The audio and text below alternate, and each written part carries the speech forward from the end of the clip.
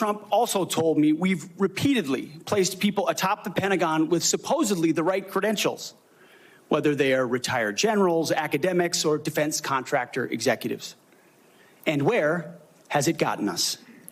He believes, and I humbly agree, that it's time to give someone with dust on his boots the helm. A change agent, someone with no vested interest in certain companies or specific programs or approved narratives. My only special interest is the warfighter. You know,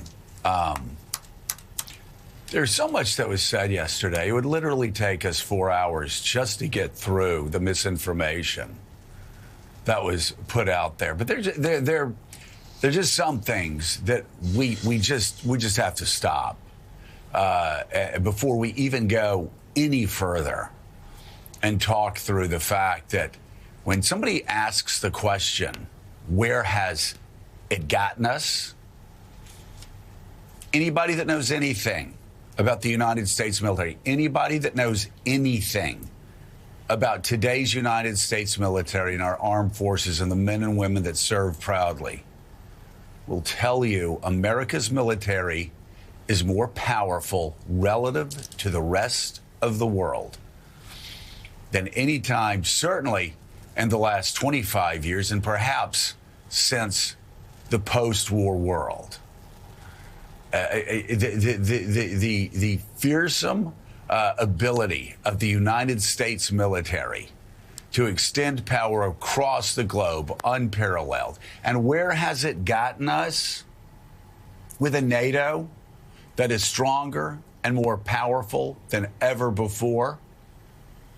We have helped Ukraine wreck the second most powerful military in the world without losing a single American sailor or soldier or Marine or airman.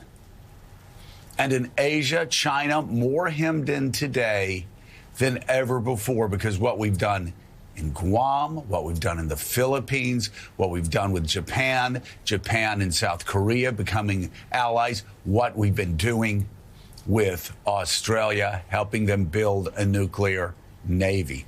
I could go on, but this idea, Republicans, that we need somebody with dust on their boots in this position, and the suggestion that we haven't had people with dust on their boots in this position is either willfully lying or willfully ignorant. We have had actually some of the most decorated, heroic, brave, battle-tested men that have been holding the top positions over the past 4 to 8 years in the military, and yes, women as well that have been there.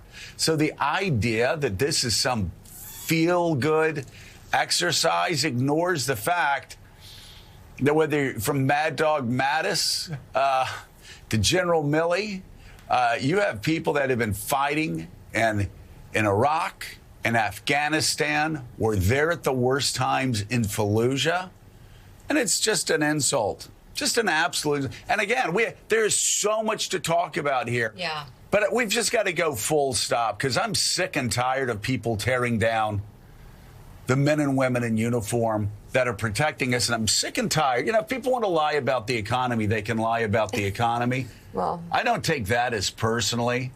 I mean, because that's their own problem because they're going to be judged by how they do compared to the United States economy right now, which is the envy of the world. We have record low jobless rates, the stock market's at record highs. I mean, they'll have to deal with that. But this insult that somehow our military is weak and woke is just an outrageous lie, and it's an insult to our men and women in uniform. I want to bring in right now General Barry McCaffrey. You talk about American heroes. He's had a little dust